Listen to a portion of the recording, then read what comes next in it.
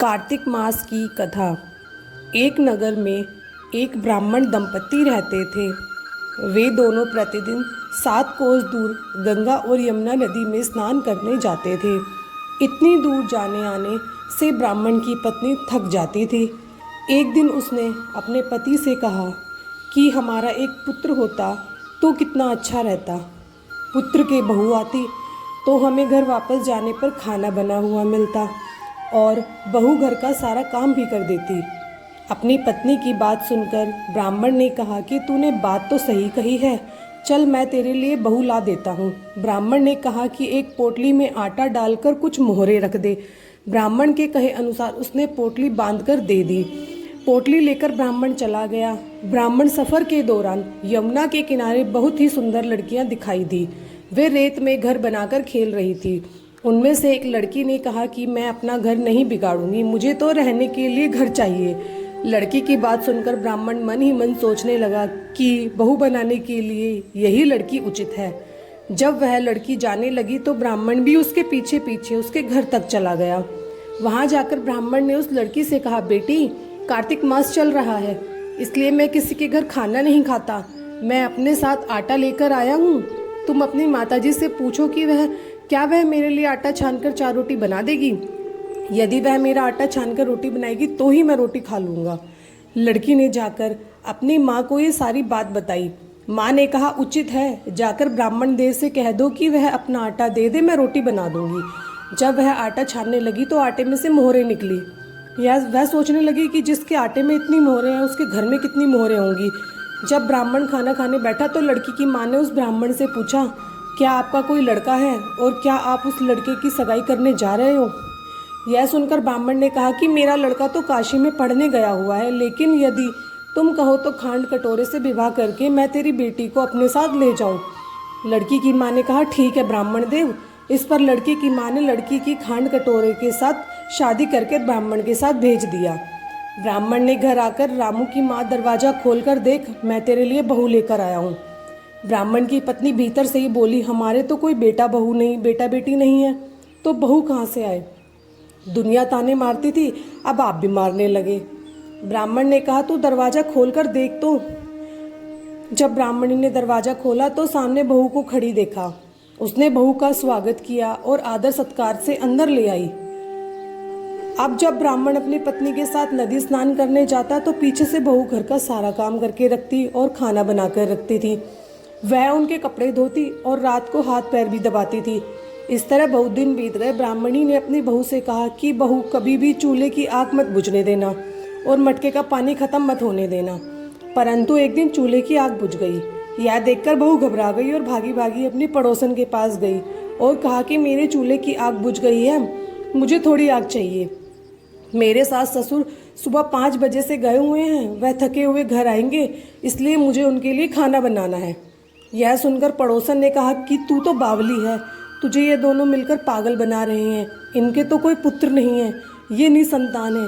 बहू ने कहा, नहीं ऐसा मत बोलो, इनका बेटा तो बनारस काशी में पढ़ने गया हुआ है। इस पर पड़ोसन ने कहा कि यह तुझे झूठ बोलकर लाए हैं, मेरी बात सच मान, इनके कोई बेटा नहीं है। अब बहू पड़ोसन की बातों में आ गई और कहने लगी कि अब क्या करूं, आप बताओ। पड़ोसन ने कहा कि करना क्या है, जब तुम्हारे सास ससुर आए तो जली हुई रोटियां बनाकर दे देना और बिना नमक की दाल बनाकर देना। खीर की कड़छी दाल में और दाल की कड़छी खीर में डाल देना। पड़ोसन ने उसे अच्छे से सिखा पढ़ा दिया। फिर जब उसके सास ससुर घर आए तो उसने न उनको ना तो आदर सत्कार किया, ना ही उनके कपड़े धोए। जब उसने सास ससुर को खाना दिया तो सास बोली, बहू आज यह रोटियां जली हुई क्यों हैं और दाल की भी अलूनी है। तब बहू ने पलटकर कहा कि एक दिन ऐसा खाना खा लोगे तो कुछ नहीं बिगड़ जाएगा तुम्हारा।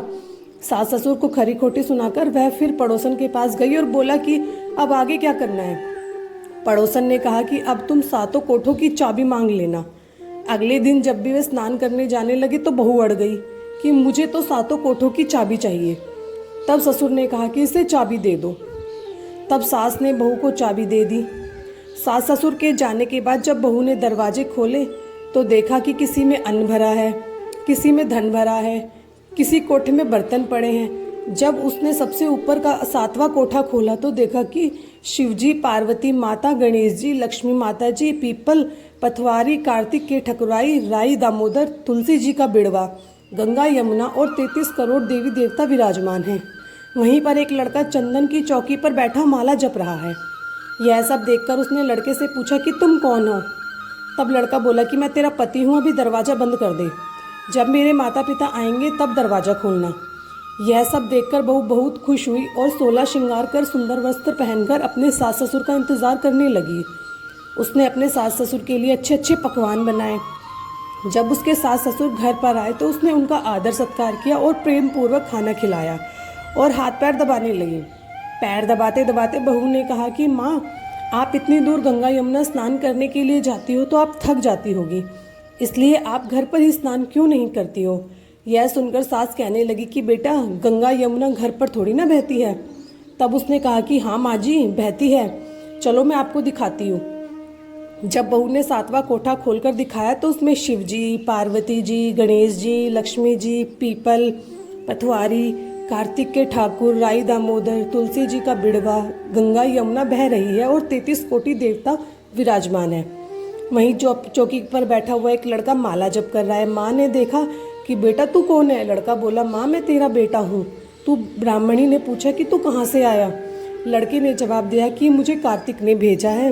माँ ने कहा, बेटा यह संसार कैसे मानेगा कि तू मेरा बेटा है।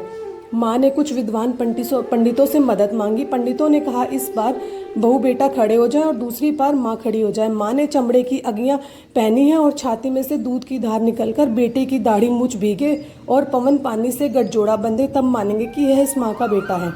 उसने ऐसा ही किया। चमड़े की अंगियाँ फट गई और छाती की दूध की धार निकलकर बेटे की दाढ़ी मूछ भीग गई। पवन पानी से बहू बेटे का गठजोड़ा बंध गया। यह सब देखकर ब्राह्मण और उसकी पत्नी की खुशी का ठिकाना न रहा। यह तो थी कार्तिक मास की कथा। हे कार्तिक के ठाकुर, जैसे ब्राह्मण और ब्राह्मणी को बहू बेटा दिया वैसे सबको देना। कार्तिक मास की कथा कहने, सुनने और हुंकारा भरने वाले सब पर कृपा करना। बोलो कार्तिक मास की जय।